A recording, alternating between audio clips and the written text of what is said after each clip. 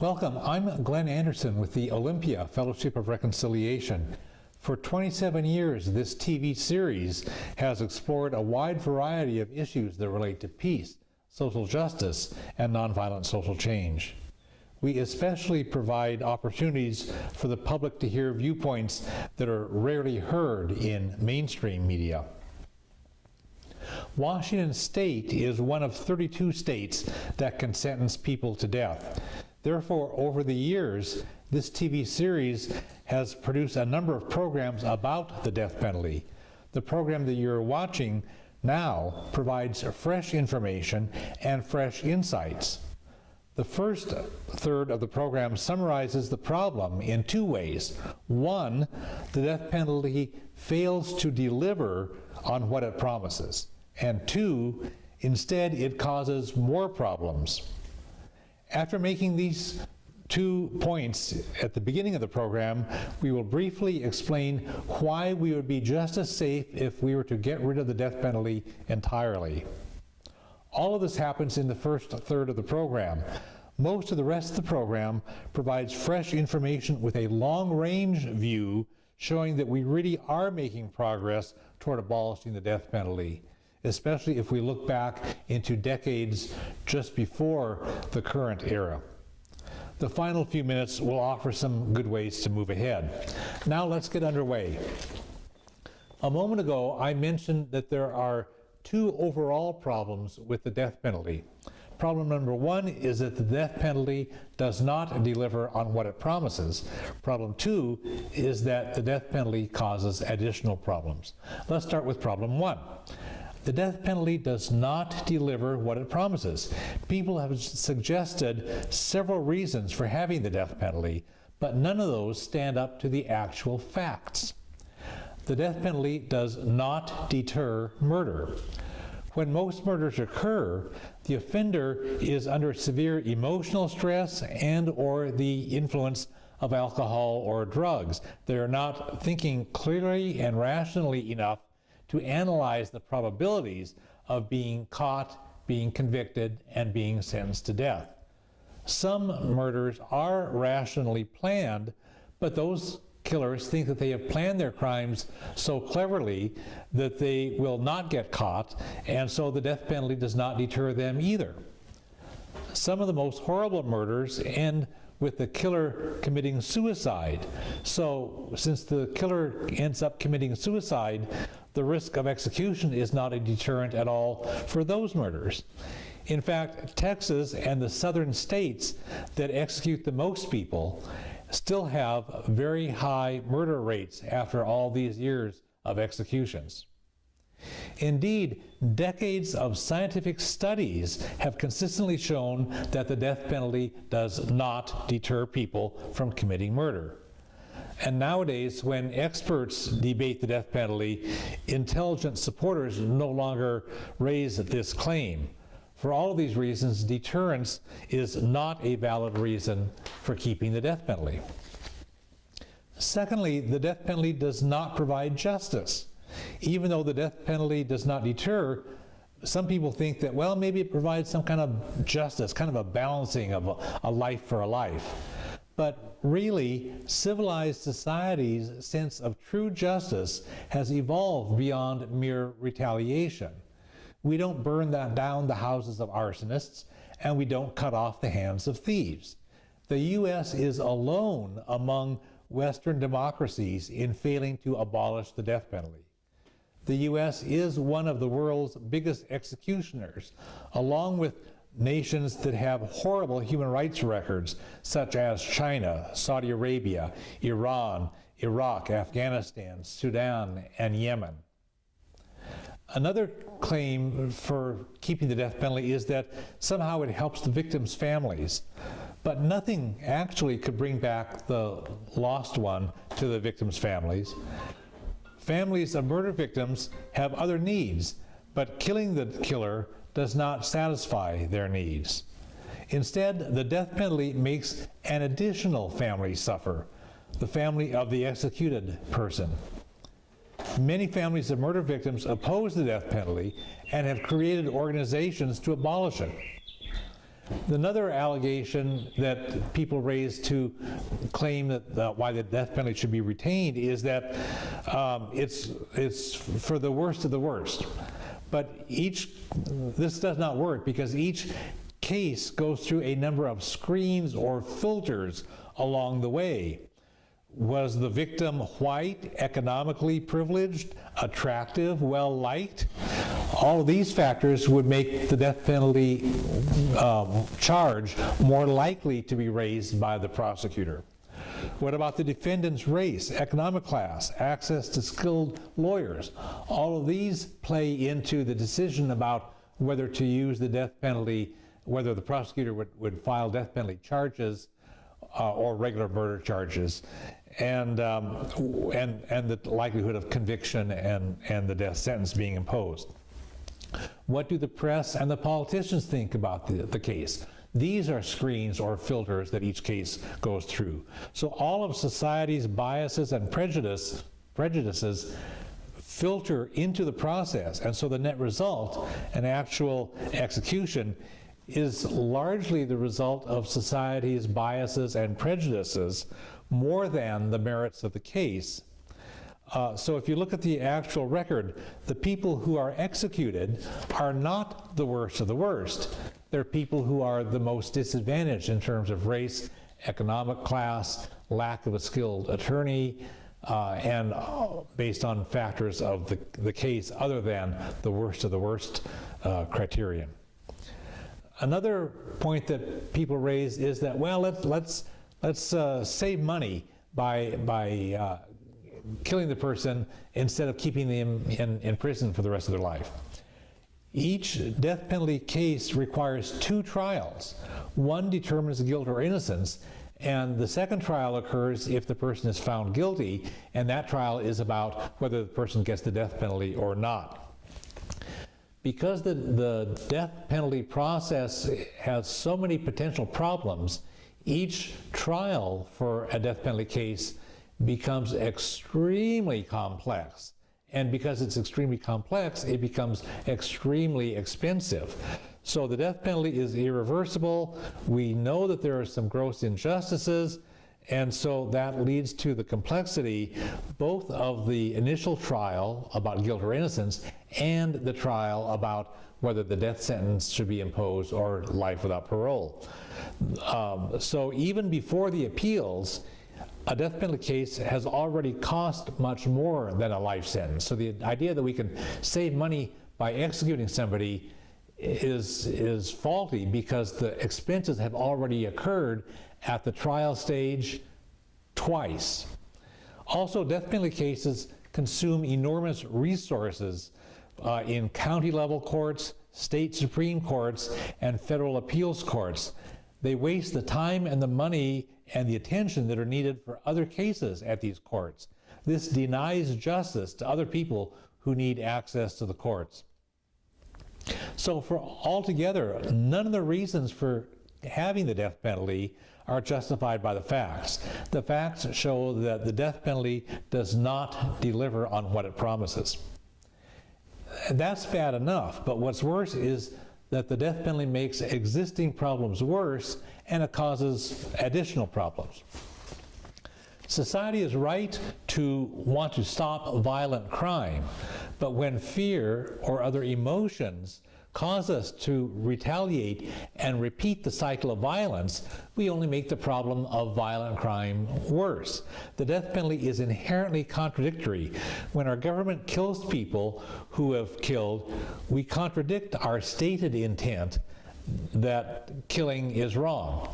The death penalty actually promotes the notion that it's okay to kill somebody if you're angry enough with them and you can't think of anything else to do. Indeed, some studies have shown that there's a little blip of increase of violent crime around the time of a highly publicized execution. Somehow, executions brutalize society and give permission for people to use violence, using the example of the state as giving that permission. Another problem that the death penalty causes uniquely that a life sentence would not is that innocent people are sentenced to death, and some innocent people actually are executed. Since the mid-1970s, 144 persons on death row were found to have been wrongly convicted. This is 144 as of early 2014. As complex as our death penalty system is, prosecutors, judges, and juries really do convict people beyond a reasonable doubt and sentence to death many people who are actually innocent. Many of these people have spent 10 or 15 years or even longer on death row for crimes they did not commit. The truth of their innocence rarely comes out from the routine appeals. The truth usually comes from outside of the regular system. Journalism students, family members, other people who say, there's something fishy with this case, I'm going to spend some resources to try to investigate this, and then the truth comes out.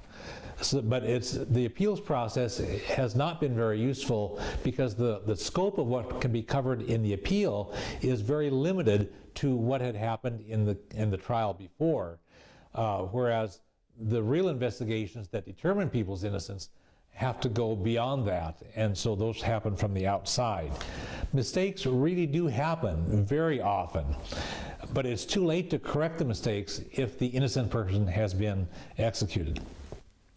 Now, some people say that we should save money by limiting the appeals and tightening up the time between conviction and execution. But if we were to do that, even more innocent people would be executed. Many innocent people, as I said, spent 10 or 15 years or even longer on death row before the truth came out that they were actually innocent. If we sped up the appeals, we'd have many more innocent people executed. The only remedy for executing innocent people is to stop executing people altogether. Another problem that comes out is that the death penalty has very severe bias in terms of race and economic and social class. Many decision points occur while investigating, arresting, prosecuting, trying, and sentencing.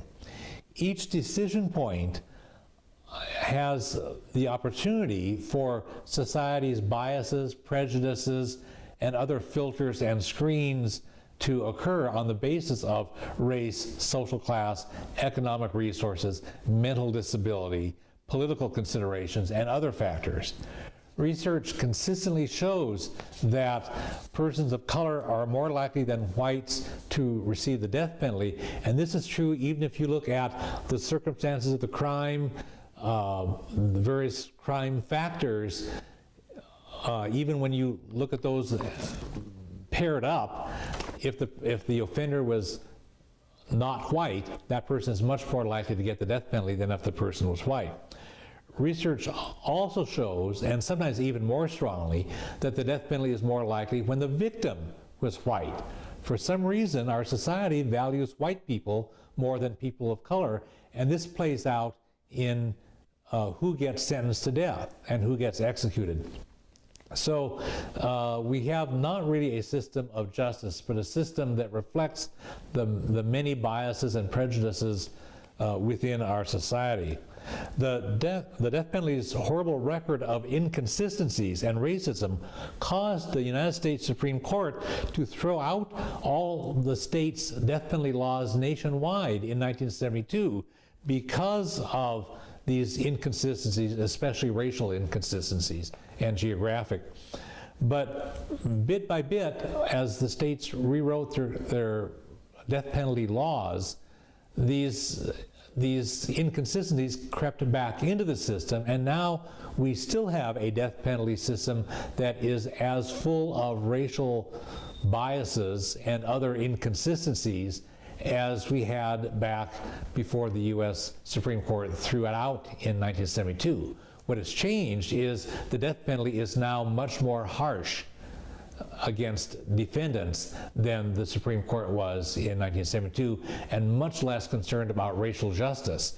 And you can see this in how the Supreme Court has weakened laws related to voting rights and other concerns. The death penalty just is not consistent. What happens, but most people don't realize, is that a tremendous number of death sentences are overturned by courts because problems have been exposed at the trial stage. Something went wrong in the trial, and an appeal exposed that, and a court has thrown out the death sentence. Very few death sentences actually then result in executions. And because the vast majority of cases consume huge amounts of resources, financial resources, court time, and so forth, without resulting in actual executions, the actual cost of the death penalty per execution becomes very high. So if the payoff that you seek by having the death penalty is being able to actually execute somebody, you've poured a whole lot of resources into many, many, many trials with death sentences only to execute relatively small numbers of people. So the death penalty becomes, on an execution basis, on a case-by-case, execution-by-execution basis, very expensive and therefore very inefficient in consuming resources. We've shown that the death penalty fails to deliver on what it promises, and we've shown that the death penalty causes additional problems.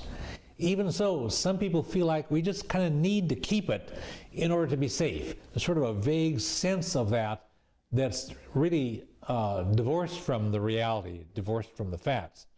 But this fear that if we were to let go of the death penalty, that somehow we'd become unsafe, assumes that the death penalty is actually applied to a great number of murder cases, and so the absence of the death penalty would leave a great void.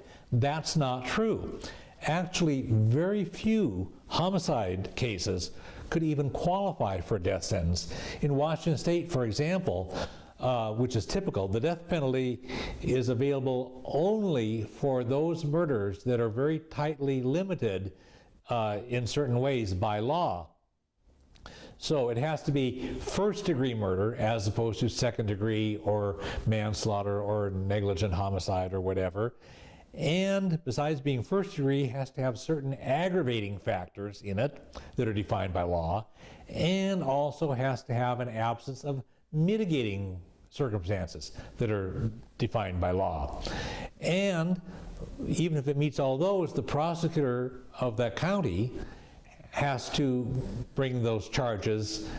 If the prosecutor does not bring those charges, then it's tried as a regular murder case. So the prosecutor has large discretion that even if a case could qualify by law, the prosecutor is not obligated to bring every potential death penalty case to trial with death penalty charges. They can try it as a regular murder case. Also, the juries have to be unanimous not only in convicting the person, but also the juries have to be unanimous in applying the death sentence. So what happens then is there are many, many, many murder cases for which the death penalty is not even legally an option, and the numbers that actually get assigned a death sentence are relatively small compared to the numbers that of murders that take place. So the vast majority of homicides cannot have the death penalty even considered. The vast majority of homicides are already covered by state laws that specify either life sentences or other long prison sentences through the regular sentencing procedures. In Washington State, there's the geographic bias that nearly all death sentences in our state come from only 4 counties: King, Pierce, Snohomish, and Kitsap counties. The other 35 counties almost never produce death penalty cases. And even in Texas, the vast majority of death sentences come out of just a couple of counties in Texas, and the other counties hardly ever. So the geographic bias is yet one more inconsistency that means the death penalty is not being applied in a consistent way throughout a state. It's practically irrelevant, therefore, to ask how we would get by without the death penalty, since we already are living without the death penalty in 35 of Washington's 39 counties, and regarding most murder cases, the overwhelming majority of murder cases. Now, furthermore, even when the death sentences are imposed, the offenders are very likely to be executed, as I mentioned. So, in effect, we're already imposing life sentences instead of the death penalty in these cases. Washington State executed nobody for 3 decades, nearly 3 decades, from the mid-1960s through 1992. In 1972, as I mentioned, the U.S. Supreme Court threw out all of the state's death penalty laws because they violated the U.S. Constitution. A few years later, the states rewrote the laws, and the Washington State since then has sentenced a few dozen persons to death, but nearly all of their death sentences were overturned for various reasons. And out of these dozens of persons sentenced to death, only a handful, 8 as of December of 2013, were on death row, and Washington State executed only 5 persons between 1993 and 2010. This is an almost trivial number when compared to the overall number of homicides throughout the state in the past 40 years. So except for those 5 cases, people stay on Washington State's death row either until an appeal overturns their sentence or until they die of natural causes. So the death penalty really is practically irrelevant in Washington State if you look at the actual numbers of cases, but it consumes a huge amount of court time and a huge amount of taxpayer money that we would not need to spend if it were not for the death penalty, if we could handle them through the regular sentencing process. Now, Washington State already provides an alternative to the death penalty.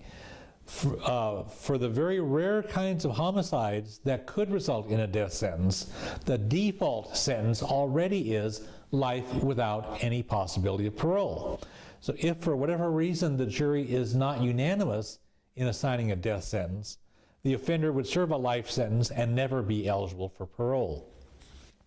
A sentence of life parole means exactly what it says. The person would be in prison for the rest of his or her life and could never qualify for parole.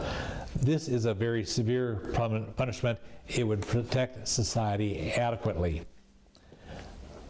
18 states in the U.S. as of early 2014, and all of the European nations and a growing number of other nations around the world do not use the death penalty at all. So they are already effectively living well without the death penalty. So when people worry, gee, if not the death penalty, then what? It's not a difficult question at all. It's a non-issue in much of the United States and in much of the world. They impose prison sentences without getting mired in the problems and complexities and the injustices of trying to impose death sentences. Effective solutions already exist. The death penalty just keeps us stuck in the past. Now, you and I are not the only people who figured out that the death penalty is wrong. 6 states have abolished the death penalty from 2007 to 2013, and if we take a longer historical view, there's even more good news about reducing the death penalty, and this is what we'll do in the next 30 minutes or so. And first, we'll take a look at the historical progress in U.S. history, and especially since 1976. And then we'll consider strategies to make further progress. So I want to show you, well, let's see. Let's look first at the timeline, and then we'll show a map. There will be more information available at the website at the Olympia Fellowship of Reconciliation. If you were to visit www.olympiafor.org, click the death penalty link, you will see a great deal of information there, in addition to this video, which we will post in early May of 2014.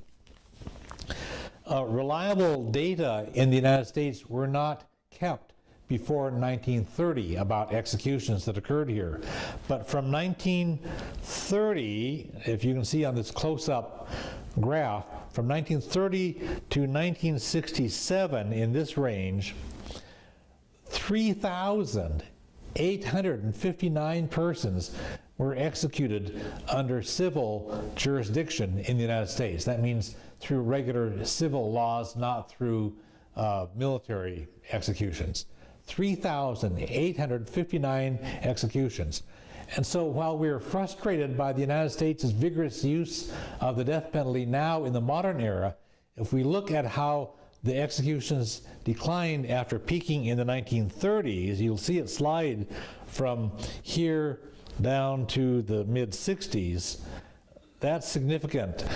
3 out of 5 executions during that period took place in the southern United States, about 60%. Georgia executed the most persons, followed in order by Texas, New York, California, and North Carolina. During this period of nearly half a century, over half, 54% of those executed were black. 45% were white, and the remaining 1% were in other racial groups. The racial disparities and gross inconsistencies in the death penalty were so severe that back in 1972 in the United States, the Supreme Court overturned the death penalty laws of all states that had the death penalty. States wrote new laws, and they started coming back beginning in 1976. So there's this little gap here where there were no executions and no death sentences. After 1976, the number of death sentences imposed in the U.S. grew until they peaked in 1996 at 315 death sentences imposed in that year of 1996. Since then, since 1996, the trend has been downward in fewer death sentences down to the modern era. In 2011, there were only 78 death sentences. In 2012, only 80 death sentences. So we're down from 315 down to about 80 now. The number of executions in the United States also peaked in the 1990s. During 1999, 98 persons were executed. This was the highest number in the modern era. The number of executions has been declining since 1999. In 2011, there were only 43 executions in the United States, 43 again in 2012, and only 38 by the middle of 2013. So we've declined more than half since 1999. Public opinion surveys over the years showed that public support for the death penalty peaked in 1994. And that also has declined from there. So all these things peaked in the 90s, and they've been on a downward slide. And even at the peak in the 90s, it's still better off than we were back in the 30s. Now, regarding public opinion polling, there's an important note here that most journalists don't bother to mention, which is that it makes a huge difference how you ask the question about do you support or oppose the death penalty. If you just ask, do you support or oppose the death penalty, you get a lot more yeses than no's, a lot more supports than opposes, because the polling question does not offer a viable alternative. What people have figured out is that if you offer a viable alternative, such as life without parole and working in prison to earn money for restitution for the victims' families, then support for the death penalty drops when you offer a viable alternative like that. And that was, information about that was starting to appear in the early 90s. The Olympia Fellowship of Reconciliation's Committee for Alternatives to the Death Penalty devised and conducted a statistically valid, scientifically valid survey of registered voters in Thurston County in 1999, and we got similar results. The simple support or oppose had like 72 or 73% support, but it dropped to about half when you offered the viable alternative. So that's important, not to take the surveying data at face value, but to look more carefully. Now, some of the reasons why the public has been turning against the death penalty are that too many innocent people have been sentenced to death. And as I mentioned, by the end of 2013 or beginning of 2014, we've had 144 persons released from death row because they were wrongfully convicted. Basically, they were innocent. They got the wrong person. Also, support for the death penalty has declined because crime rates have been declining for a good number of years. And so there's a lot less public clamoring for the tough on crime mania, for hard lock them up, throw away the key, kill them kind of solutions. People are more willing to look rationally at the facts and not just the gut fear emotions.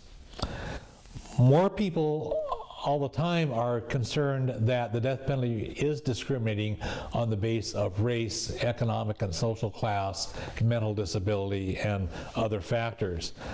A growing factor is that more people, especially state legislators and governors, understand that the death penalty is so much more expensive than life without parole, that as state governments are trying to balance their budgets, they just don't want to throw taxpayer money at a big, wasteful, inefficient program that does not really solve problems, but actually causes more problems. But the cost has been a big factor in some recent states. Now I want to show you something on a US map I'll bring out and show you what has happened in the last several years as states have moved to abolish the death penalty.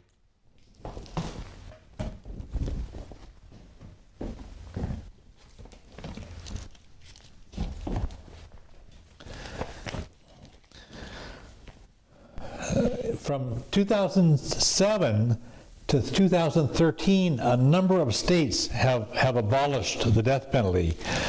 New Jersey abolished it in 2007. New York in 2008. New Mexico in 2009. Illinois in 2011.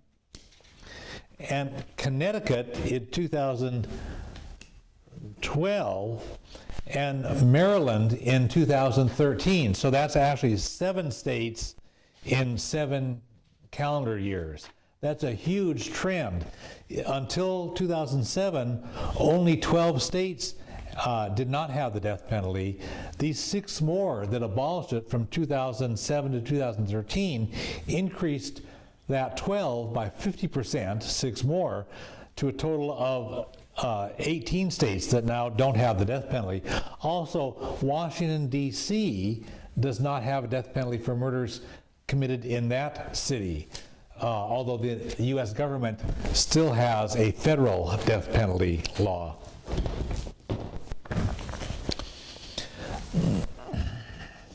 I want to mention some of the factors in some of these states that have abolished the death penalty recently. Murder trials in which the prosecutor is seeking the death penalty, as I mentioned, are much more expensive than murder trials where the prosecutor is not seeking the death penalty. New Jersey had the death penalty law from 1983 until 2007. During that time, New Jersey's taxpayers spent $253 million more for death penalty trials than if those trials had not been considering the death penalty. $253 million more for death penalty. But after spending all that money, how many people did New Jersey execute from 1983 to 2007? 0. Absolutely none. So if the idea of spending money is you want to get a payoff, you want to get the satisfaction of what that money was spent for, they got no payoff, but it cost them $253 million just to use the death penalty at the prosecution stage.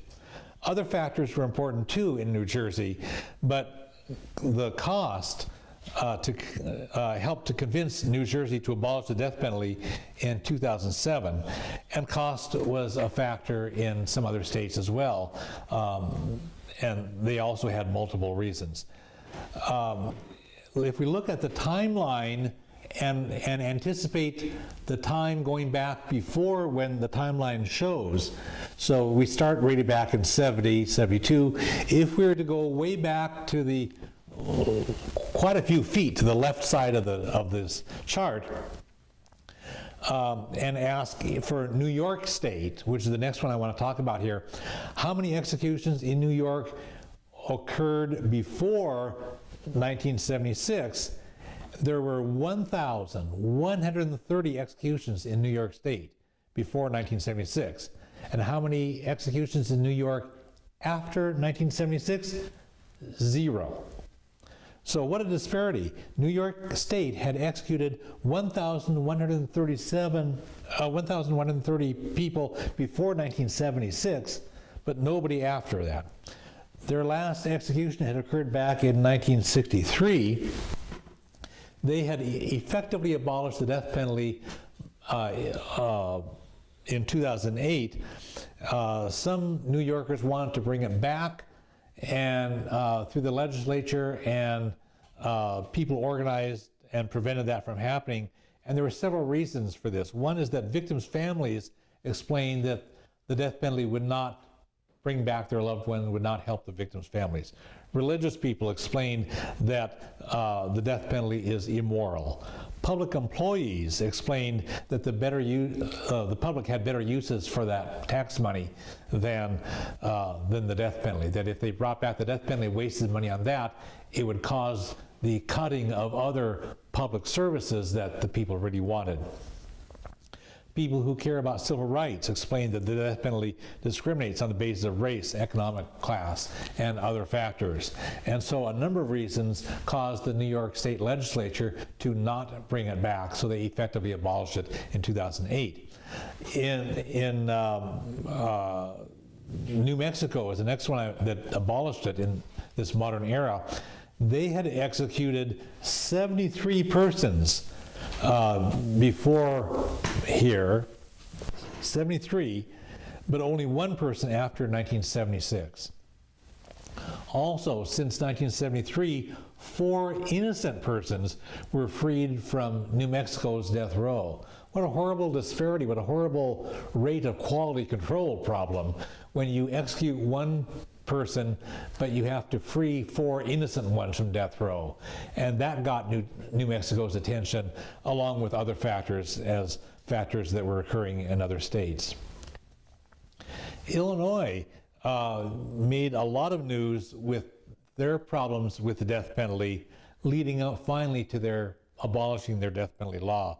From 1973 to 2011, 20 innocent persons were freed from Illinois' death row. 20 innocent people on Illinois' death row had to be freed. This is the largest amount of any state except for Florida, which had to release 24 persons from Florida's death row. So in Illinois, they had a long-standing problem of police abuse, police bullying people, police actually torturing people to confess to crimes that they knew, that the police knew that they were innocent of. But the police had such a mania to go after the bad guys, especially people who were black or Latino, that they were torturing people into false confessions. They were bullying, they were hiding evidence, they were manufacturing evidence. There was a huge amount of misconduct on the part of police, and one police sergeant is actually serving time in an Illinois prison for his role in torturing innocent people in death penalty cases. In 1999, the governor of Illinois, George Ryan, who happened to be a Republican and who happened to support the death penalty, became concerned that there was too much screwiness in the death penalty system, that he said, we got to just stop and figure out what's going on. So he appointed a 14-member commission to study the death penalty, study everything you can about how the death penalty is used in Illinois, figure it out, and come back with a report. He appointed 7 supporters of the death penalty and 7 opponents of the death penalty to do this work, to serve as that commission. And he said, just go up, figure everything out, and come back with a report. They came back with a report in 2000, which I've read. It's fascinating. It's very long, but it's like 200 and some pages. But it's fascinating, and they identified 85 things that were wrong with how the death penalty was functioning in Illinois. And the report said, we're not telling you that you should abolish the death penalty, but we're saying if you're going to have the death penalty in Illinois, you have to do it right. And here are 85 things that are wrong with it. You got to fix these if you want to do it right. In the next several years, the Illinois state legislature fixed some of them, ignored others, and it drifted on like that for a few years. And when that report came out and I read it, I asked an attorney with the Washington State Coalition to Abolish the Death Penalty how Washington's system compared with that. And the attorney said, well, some of the things you couldn't quite translate because it was like an apples versus oranges things, so you couldn't make a direct comparison across Illinois and Washington. But out of those things that we did have where you could make a comparison, Washington State was in compliance with a relatively small number of the reforms that were needed in Illinois, but the vast majority of the problems with Illinois' death penalty system were also problems with Washington State's death penalty system. So once again, Washingtonians like to be proud of our state. Oh, we're so good, we're so cool, we're so progressive, but we were as bad as Illinois, or nearly as bad as Illinois, and we also lagged behind New Jersey, because New Jersey abolished the death penalty in 2007. Washington State still retains the death penalty. So for all the Washingtonians who like to badmouth New Jersey or Illinois, we have some catching up to do. So anyway, when the governor of Illinois got the 2000 Moratorium Commission report, he tried to figure out on a case-by-case basis for all the people on death row which of these had serious problems so that he could commute their sentences to life without parole. And the stuff was just too screwy, and before he left office, he commuted all those sentences to life without parole. It was just too messed up to do anything on a case-by-case basis. In 2011, the legislature finally abolished Illinois' death penalty. They repealed the law. The most recent state to abolish the death penalty was Maryland in 2013. The next state before that was Connecticut, which abolished the death penalty in 2012. In the 52 years leading up to that, Connecticut had executed only one person. There are a number of reasons motivating Connecticut to repeal their death penalty law, including very severe racial bias. In that state, as in so many others, prosecutors were much more likely to seek the death penalty if the victim was white than if the victim was black, and of course to convict if the defendant was black than if the defendant was white. Connecticut's Governor Daniel Malloy had supported the death penalty for many years. He, as an adult, had worked as a prosecutor, and he had prosecuted serious crimes, including some murder cases. But when Governor Malloy signed the law repealing Connecticut's death penalty in 2012, he stated this: "In the trenches of a criminal courtroom, I learned firsthand that our system of justice is very imperfect. It is subject to the fallibility of those who participate in it. I saw people who were poorly served by their counsel. I saw people wrongly accused or mistakenly identified. I saw discrimination. In bearing witness to those things, I came to believe that doing away with the death penalty was the only way to ensure it would not be unfairly imposed." Now, people around the world know that Texas is legendary for its eagerness to execute people. But even in Texas, the trend is shifting toward less death penalty. Texas is imposing fewer death sentences, and Texas is executing fewer people. And there are several reasons for this, including some very embarrassing cases of innocence and some very embarrassing cases of racial bias and very embarrassing cases of serious misconduct by prosecutors. Also, until just a few years ago, Texas did not have a law that allowed for life without parole in aggravated murder cases. So without that reasonable alternative, juries were pressured into imposing death sentences or lighter sentences for murder. So that pushed juries to assign more death sentences. Now, with the option of life without parole, juries have pulled back from imposing death sentences, and they are imposing life without parole more than they had before. As of January 2011, 3 prominent newspapers in Texas, the Houston Chronicle, the Dallas Morning News, and the Austin American Statesman, had editorialized for abolishing the death penalty in Texas. Here's what the Houston Chronicle said on January 1, 2011, quoting here: "The death penalty in Texas is fraught with demonstrable error, and the people of the state seem more willing to deal with that fact than their leaders. Defendants have been executed on the basis of invalid evidence. They may or may not have been guilty, but the fact that we have convicted people based on faulty evidence leads inexorably to a horrible likelihood that we have executed innocent people. The high number of death row prisoners eventually exonerated makes a strong case that other innocent but less fortunate prisoners have been wrongfully put to death. The accumulating evidence indicates that the current application of the death penalty in Texas involves an unacceptably high risk of killing innocent people. Yet even as the evidence of false convictions and wrongful executions piles up, only the participants at the base of the Texas criminal justice system, jury members, seem to be waking up to the reality of this evil."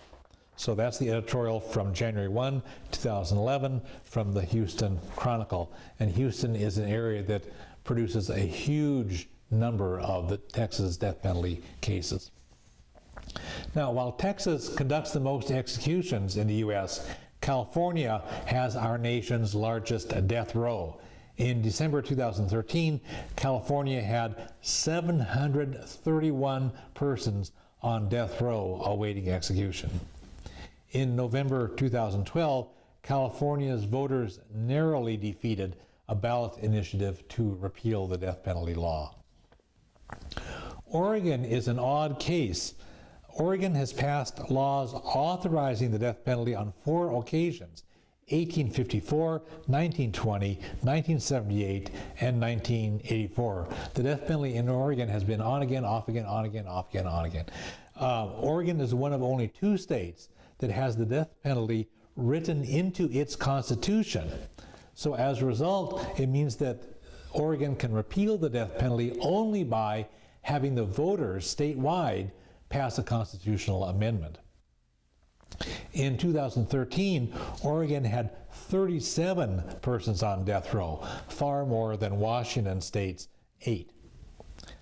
On November 22, 2011, Oregon's governor declared that he will not allow any executions to occur while he is governor.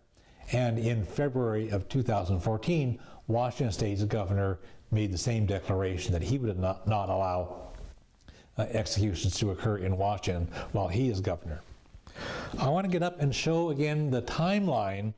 An interesting thing, if we were to look at the far left edge way off behind me over here to 167 years ago, on March 1, 1847, Michigan became the first English-speaking territory in the world to abolish the death penalty. And ever since then, people who oppose the death penalty have celebrated March 1 as Abolition Day.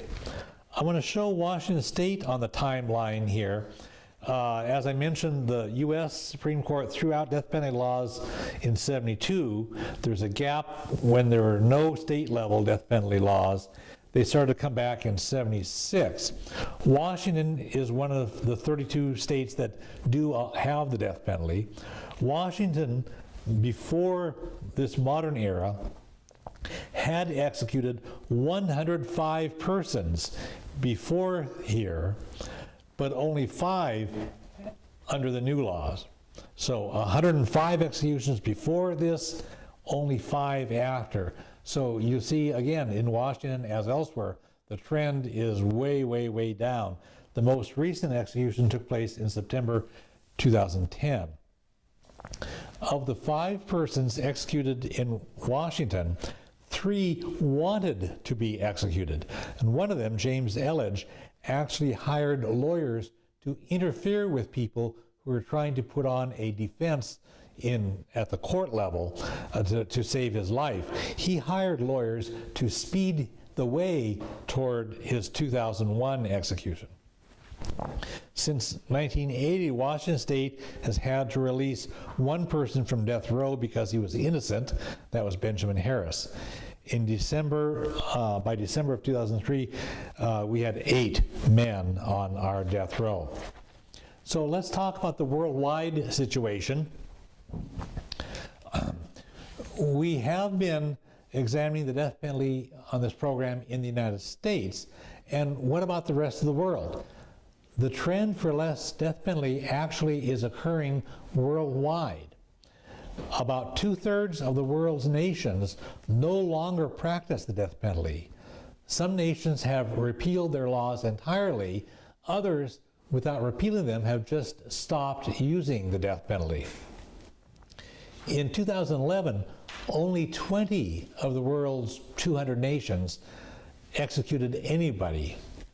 Sadly, the United States stands alone as the only Western democracy that still practices the death penalty.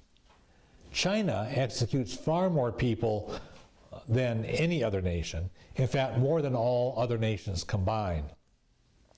In recent years, the other nations that execute the most people in any given year typically include, besides China, Saudi Arabia, Iran, Iraq, Afghanistan, Sudan, Yemen, and the United States. So look who the U.S. is keeping company with. And when we talk to the rest of the world about how they should practice human rights, the rest of the world sees hypocrisy because the United States is such a flagrant abuser, and so many people and organizations from the popes and Amnesty International and lots of human rights groups are quite critical of the United States. If you live in the greater Olympia area and want to connect with the grassroots movement to abolish the death penalty, the Olympia Fellowship of Reconciliation does have a committee for alternatives to the death penalty. We invite you to connect with us. We meet one evening a month at a convenient location. We organize ourselves, we keep ourselves informed, we organize activities for outreach in the larger community to educate the public and move the movement ahead. For information, you can contact us at 360-491-9093. You can email deathpenalty@olympiafor.org.